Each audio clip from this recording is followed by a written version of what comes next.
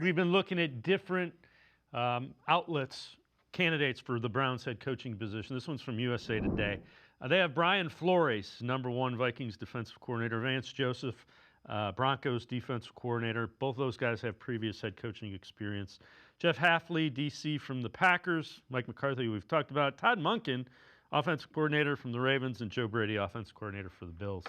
I don't hate Joseph. I don't hate Flores. If you hire a defensive-minded head coach, your defense is going to be different. It's probably going to take a step back because Jim Schwartz has been here a couple years, and the guys you have fit his style of defense, which isn't the style of defense that either Vance Joseph or the other guy play. I know in talking to you, you had a couple of other thoughts with guys you liked. The top two guys for me is Chris Shula, the DC out in LA. And I think what goes with him is potentially bringing a Sean McVay, Kyle Shanahan type disciple to run the offense. Because I'm looking for, and my co-host Casey Kinnaman talks about it a lot, I'm looking for a leader of men. And I will say that at least Brian Flores is that as well.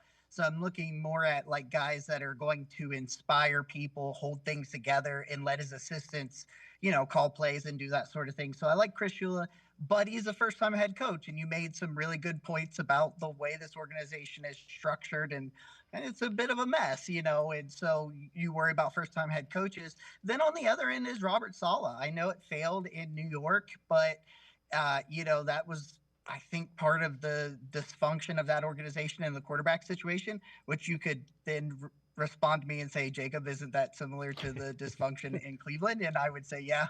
It is. But I think more Robert Saleh's struggles had to do with like Zach Wilson and then the weird Aaron Rodgers situation that he was in. But I do think he's the kind of like vocal leader, the kind of, I don't want to say rah-rah guy, but the guy that kind of really inspires, passion and really gets people motivated to play for each other. And I kind of think that's the style of coach they should go get. Yeah, if you're going to get a cerebral guy that's analytics driven, why'd you move on from Kevin Stefanski? So I get right. You don't typically, if you're going to move on from a coach, you don't go and say, well, let me go get the same kind of guy that's just a little, that makes no sense, which is probably why that's where this coaching search will end up, because it makes no sense.